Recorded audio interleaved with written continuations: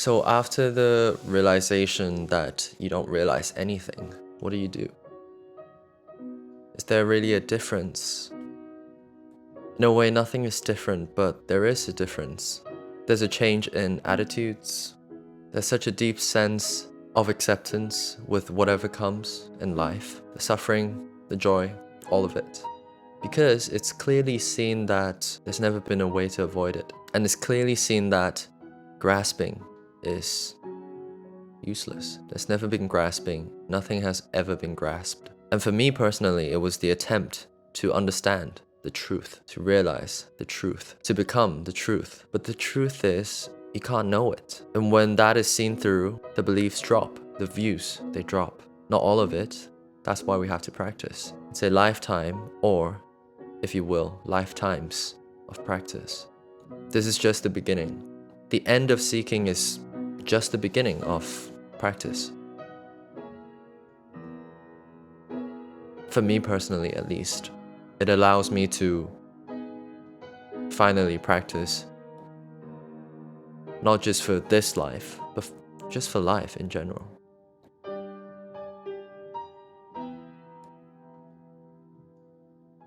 Because there's nothing I seek anymore. There's nothing to seek. It already is. There's nothing to hold on to. It's all empty. So in a way, you can hold on if you want to. That's the freedom. That's the freedom of it. You can, if you wanted to.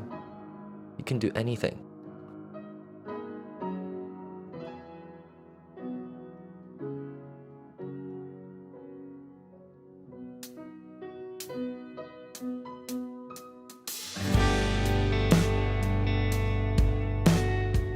There's already freedom. It already is.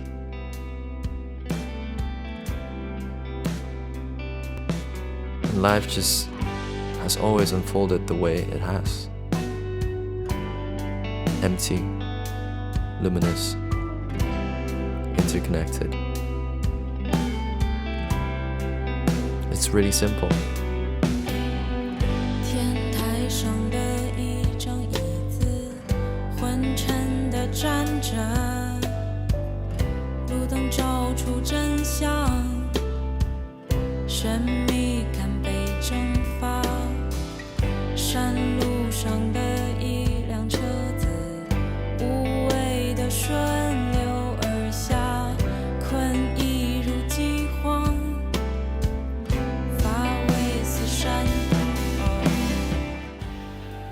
All sensations just comprehend themselves. Sounds hear themselves without a hearer. Sight sees itself without a seer.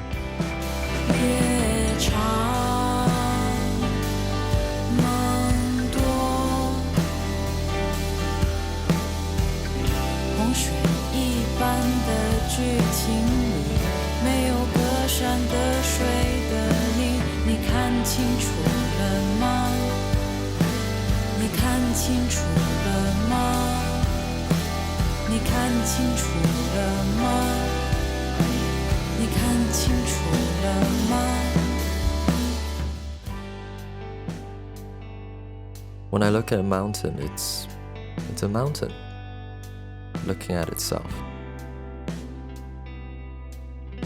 with no separation, no distance. Life is effortless, free. Sadness liberates itself. Happiness liberates itself. But life continues. We must practice. 天台上的一张椅子，昏沉地站着，路灯照出真相，神秘感被蒸发。山路上的一辆车子，无谓的顺流而下，困意如饥荒，乏味似山岛。 And everything's just floating like bubbles, spontaneously, effortlessly, very light, but very still. 夜长梦多，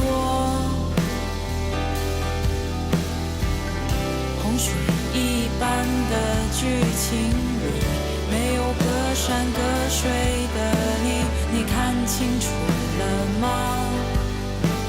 你看清楚了吗？你看清楚了吗？你看清楚了吗？你看清楚了吗？你看清楚了吗？你看清楚了吗？你看清楚了吗？你看清楚了吗？你看清楚了吗？你看清楚了吗？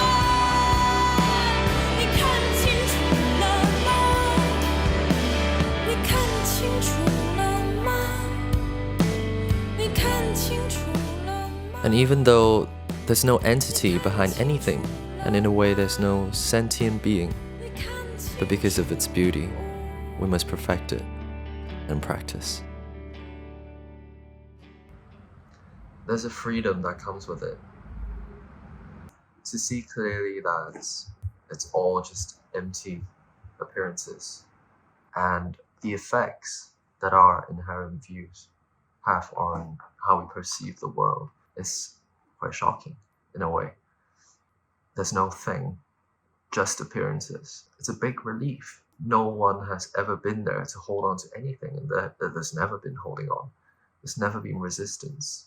There's a freedom to be the way that you want, practically speaking. You could fabricate someone here looking at something. You could fabricate an eternal ground of being. You could fabricate God.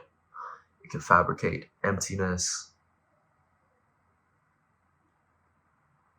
It's all just this. There's a freedom to it because, none of these have ever been wrong. None of these have inherent existence on their own. There's never been anything arising, anything ceasing.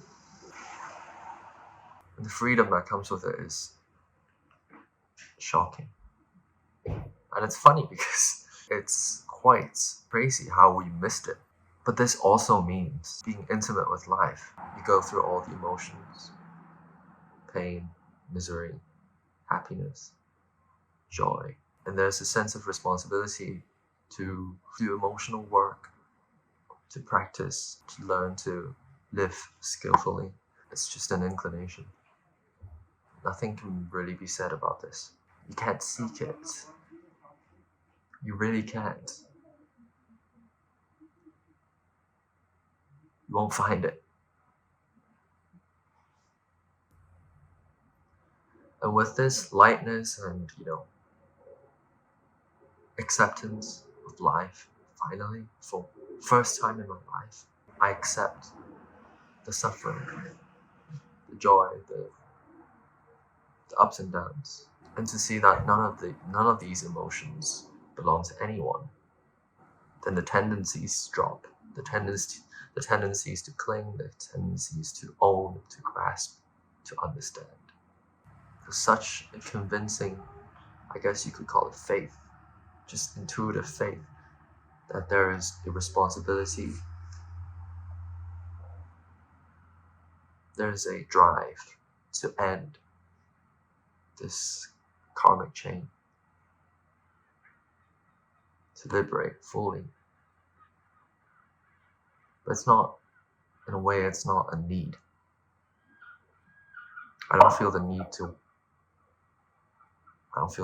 to liberate others. It's kind of a fool's game. It really is. But at the end of seeking, that's when things actually start. That's when practice starts. When you've come to the end of seeking, that's when you see the function of practice. And it's playful. It's way more playful now. I'm cultivating jhana. I'm hoping to integrate samadhi into daily life, integrate wisdom, insights. It's just a natural deepening.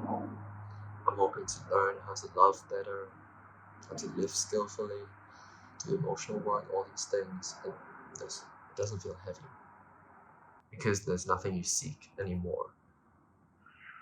It's so much easier and so much more, I guess in a way, enjoyable to practice.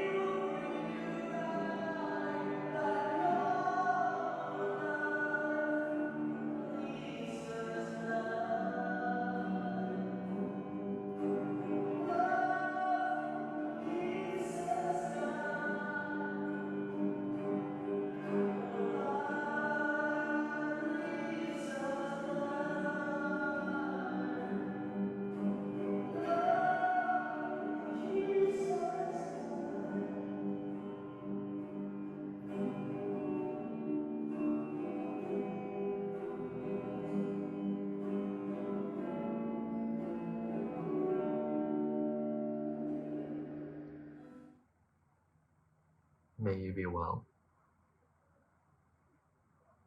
May you be happy. May you be at peace and be free from pain and suffering.